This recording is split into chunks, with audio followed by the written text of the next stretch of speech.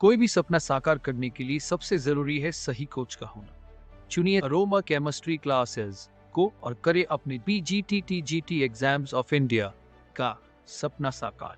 Download the app now.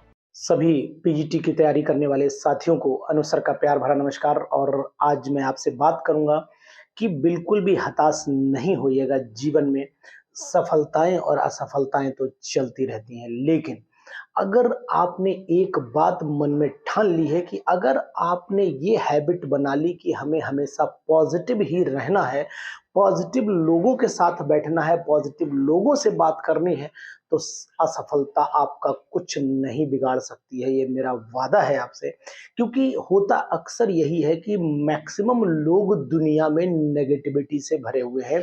उन लोगों का अमाउंट, उन लोगों की परसेंटेज बहुत ज़्यादा है जो असफल हुए हैं। लेकिन अगर कोई असफल व्यक्ति सफलता की बात करता है, आपके अंदर पॉजिटिव एनर्जी जनरेट करता है, तो उसका सम्मान करिए। लेकिन जो असफल व्यक्ति उन चीज़ों में कमियां ढूंढता है, क्योंकि हमेशा आपने नोटिस किया होगा कि जो असफल होता है और अपनी कमियों को रिमूव करके वो आगे बढ़ जाता है और सफलता मिल जाती है, तो फिर ये मान के चलिएगा कि वो आपको पॉजिटिव एनर्जी से जनरेट करेगा, पॉजिटिव एनर्जी आपके अंदर डाल देगा, 100% श्योर है। लेकिन यही अगर वो आदमी आपके अंदर ये कंडीशन पैदा कर दे कि भाई यार, ये तो मेरा ही सिलेक्शन नहीं हुआ था, मैंने इंटरव्यू 3 बार दिया है, मैंने 5 बार दिया है, मैंने 6 बार दिया है, वो कमी निकाल रहा है लगातार, कमी दिखा रहा है लगातार आपको, लेकिन वो ये कभी नहीं बता रहा है कि यार मैं इंटरव्यू में गया था तो मेरी ये कमी रह गई थी, ये आपने कहते हुए नहीं सुना होगा।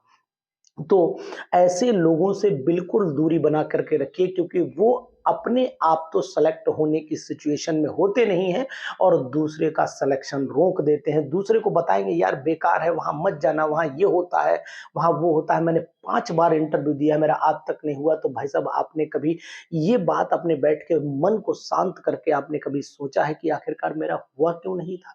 आपने दूसरे को जरूर बताया कि मेरा नहीं हुआ था, कभी आपने अपने मन को बताया कि मेरा आखिरकार क्यों नहीं हुआ? क्या कमी रह गई? क्यों आपको 38, 32, 35 नंबर मिले? क्यों नहीं आपको 45 मिले? अपनी परफॉर्मेंस को आपने क्यों नहीं इतना डोमिनेट कर दिया कि लोगों के जो पावर थी, जो फोर्स था, जो इकोनॉमिक कंडीशन से जो लोग दबाव डालना चाह रहे थे, उनको भी आप फेल कर देते? क्या ऐसी कंडीशन आपके अंदर पैदा नहीं हो सकती है? बिल्कुल हो सकती है, 100% हो सकती है, बशर्ते आपका कॉन्फिडेंस लेवल एकदम ऊपर होना चाहिए। और दूसरी चीज, आप हमेशा उन लोगों से मुलाकात करिए, उन लोगों से बात करिए, उन लोगों के साथ बैठिए, उन लोगों को फोन करिए जो आपको पॉजिटिव एनर्जी दे सके। उन लोगों से बिल्कुल दूरी बना करके रखिएगा जो लोग आपको नेगेटिव एनर्जी देते हैं, क्योंकि नेगेटिव एनर्जी वाले दुनिया में 90% लोग हैं, केवल 10% लोग पॉजिटिव एनर्जी से भरे हुए हैं, और वही 10% लोग ही दुनिया को आगे ले जा रहे हैं। रिमेनिंग 90% पीछे खींचने की कोशिश करते हैं। आपके मोहल्ले में नहीं मानते हो मेरी बात को, बोले नहीं सर, हो सकता है सर यूं ही बोल देते हो, लेकिन एक बात विश्वास करके सुनना, आपके कुछ ही मित्र, कुछ ही ऐसे दोस्त होंगे, कुछ ही साथी, कोई एक भाई बहन ऐसा होगा, माँ बाप ऐसे होंगे, कोई एक गुरु ऐसा जरूर होगा जो आपको पॉजिटिव एनर्जी देता होगा। बाकी तो समाज में ये कहने वाले आपको बहुत मिल जाएंगे कि लल्ला तुमने पढ़ाई तो बहुत करी, लेकिन तुम्हें अभी लगा सफलता ना मिल पाई, लगा था भाई कोचिंग में पढ़ाओ तो लगे जॉब लग ना पाए तुम्हारी। तो ये सब बातें कौन कहता है? ये सब वही कहते हैं जो बेचारे खाली घूम रहे हैं, जो असफल हैं। क्योंकि तुम्हारे डोर पर जो घंटी बजाने से पहले तुम्हारी नेम प्लेट पर लिखी हुई तुम्हारी जब डिग्रियां पढ़ता है, तो फिर उसे दिमाग में, अगर वो पढ़ा लिखा होगा तुम्हारा सम्मान करेगा, अगर वो सफल व्यक्ति है तो आपको सम्मान करेगा। वेरी गुड, नाइस, आपने इतना अच्छा ये घर भी बनवा लिया, वेरी गुड, बहुत अच्छा, आप अच्छे से रह रहे हैं, बहुत शाबाश, ऐसे करते रहिए। तो ये तो वो बोलेगा जो व्यक्ति ऑलरेडी सफल है। लेकिन जो असफल व्यक्ति आएगा, घंटी बजाएगा, उसके बाद बोले, बैठेगा आपके साथ 10 मिनट बात करेगा, बोले भाई साहब आप पढ़े लिखे तो बहुत है, आपने मेहनत तो बहुत करी है, लेकिन अभी आपको सफलता नहीं मिल पाई, लग रहा अभी आपको सरकारी नौकरी नहीं मिली। अरे सरकारी नौकरी कोई हुआ है? सरकारी नौकरी कोई आफत है? अरे सरकारी नौकरी नहीं मिली, लेकिन उससे अच्छा कर तो रहे हैं। लेकिन ना उसको डिमोटिवेट करना, उन्हें ज़रूर है। उसे दिखाना है कि बेटा देखो तुमने इतना पढ़ा है और उसके बाद भी तुम कुछ नहीं हो, ये सिर्फ़ उसे दिखाना है और कुछ नहीं करना है।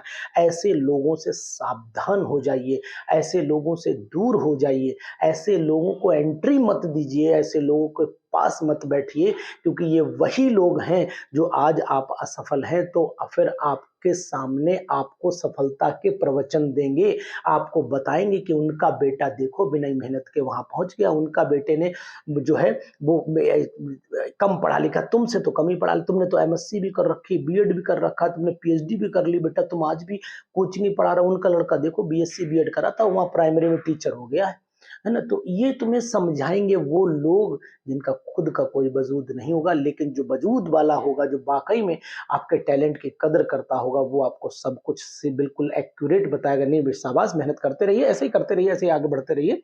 जिस दिन आपका 100% सफलता मिलेगी, जिस दिन आपको उस लायक बन जाएँगे, तो इसलिए हमेशा उम्मीद से भरे रहिए, हमेशा पॉज़िटिव रहिए। एग्ज़ाम आएगा, पीजी का ज़रूर आएगा एग्ज़ाम, इंतज़ार करिए सितंबर के लास्ट तक, उम्मीद बनेगी आपकी एग्ज़ामिनेशन होना है और ये तय है कि आपका सिलेक्शन भी होना है। तो किसी भी चीज़ को अगर एग्ज़ाम लेट हुआ है तो ये आपका फ़ायदा है। इसमें आप ये बिल्कुल नहीं सोचिए कि नहीं साहब एग्ज़ाम लेट हो गया, आप तैयारी अपनी छोड़ दें, अपनी तैयारी ठंडी कर दें। कुछ ऐसे भाई-बहन होंगे जो अभी बिल्कुल ठंड बोले यार हो गया जो होना था अब नहीं हो पाएगा लग रहा है।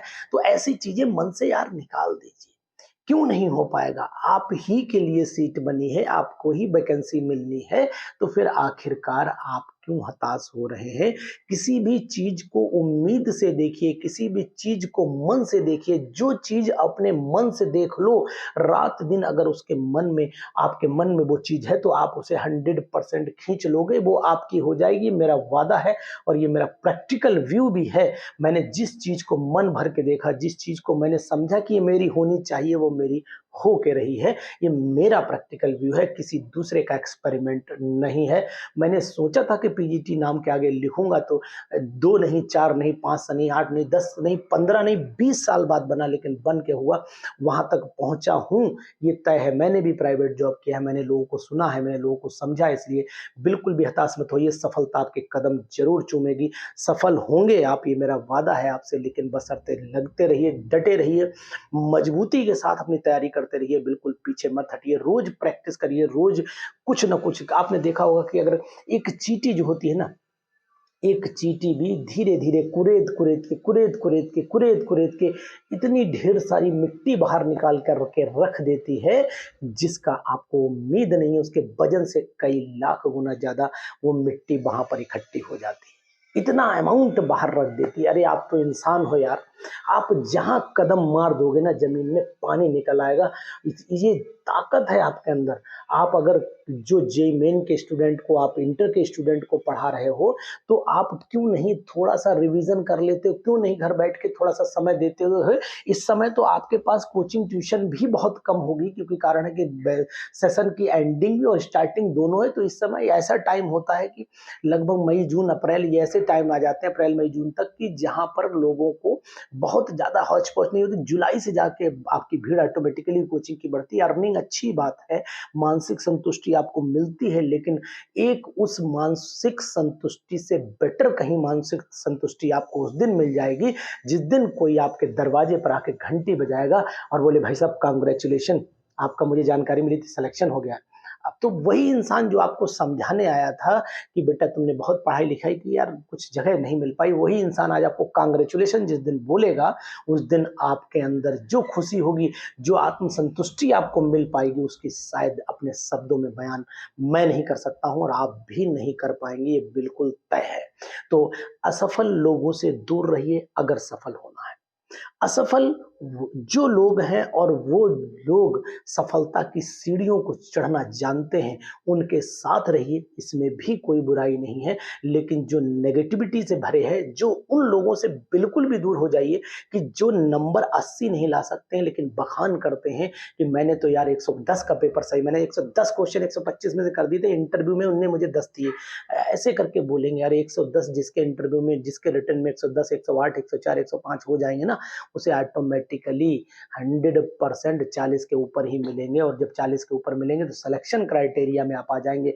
एक नहीं मेरे पास 100-100 उदाहरण हैं ऐसे कि जो without any economic condition, without any money, without any power, without any phone, without any मतलब किसी तरीके का उन्होंने कोई सोर्स सिफ़ारिश नहीं और आज वो पीजीटी हैं। ये उदाहरण हैं मेरे पास में।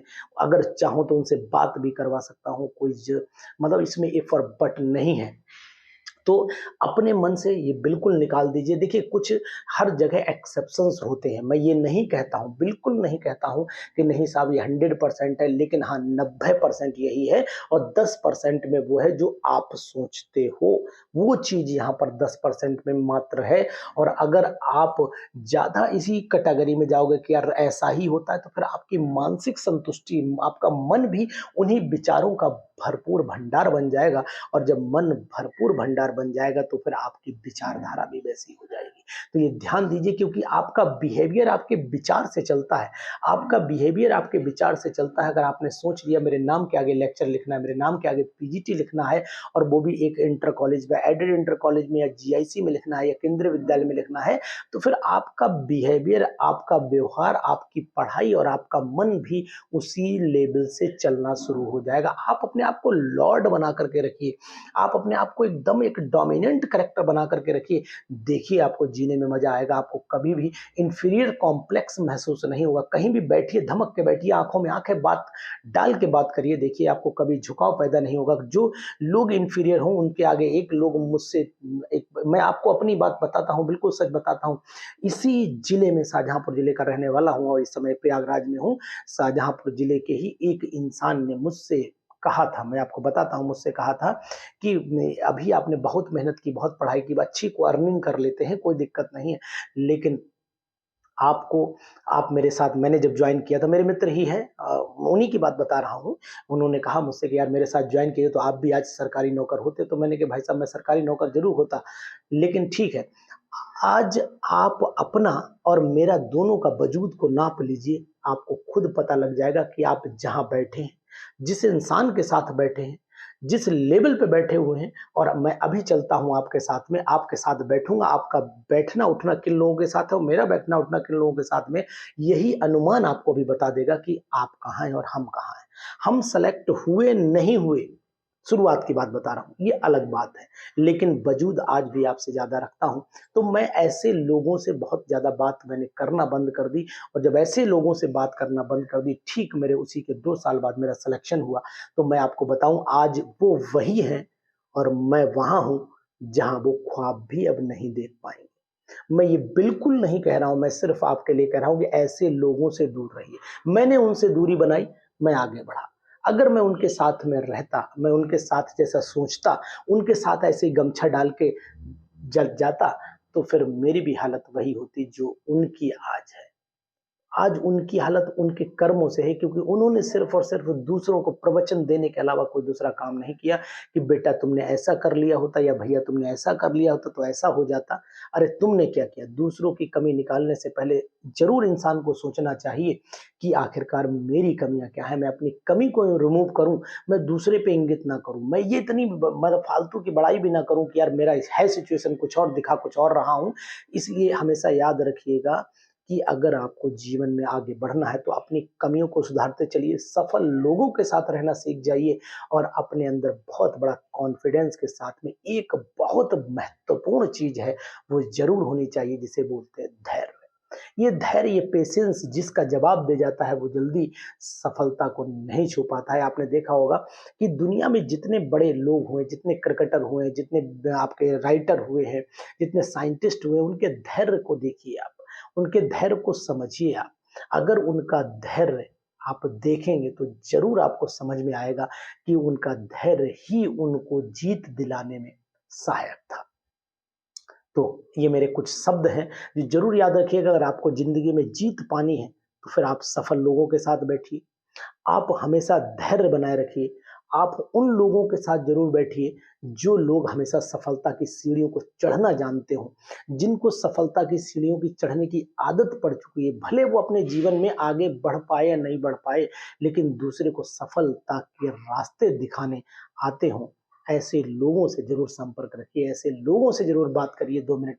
जब भी आपका मन हताश हो तो मुझसे बात करिए, मैं आपको बताऊँगा कि जीवन में सफलता कैसे मिलती है, जीवन में सफल व्यक्ति बनते कैसे हैं, ये रास्ता मैं आपको दिखाऊँगा। हालाँकि मैं आपको सफल बनाने में मदद तो कर सकता हूँ, रास्ता तो दिखा सकता हूँ, लेकिन सफलता एक ऐसा चीज़ है जो महसूस की जा सकती है, जिसके बारे में बताया जा सकता है, लेकिन जिसको एक हाथ में दिया नहीं जा सकता है। अगर मेरे बस का होता तो ये मैं सफलता आपको दे देता, लेकिन ये किसी के भी बस में नहीं है, इसलिए ये बात हमेशा ध्यान रखिए कि अगर आप पॉजिटिव एनर्जी में रहेंगे, तो चारों तरफ का एटमॉस्फेयर आपका पॉजिटिविटी से भरा होगा और उस चीज़ को खींच लेगा जिस चीज़ को आप पाना चाहते हो, और 100% वो चीज़ आपको आज नहीं, कल नहीं तो फिर 10 दिन बाद मिल जाएगी, ये बिल्कुल तय है।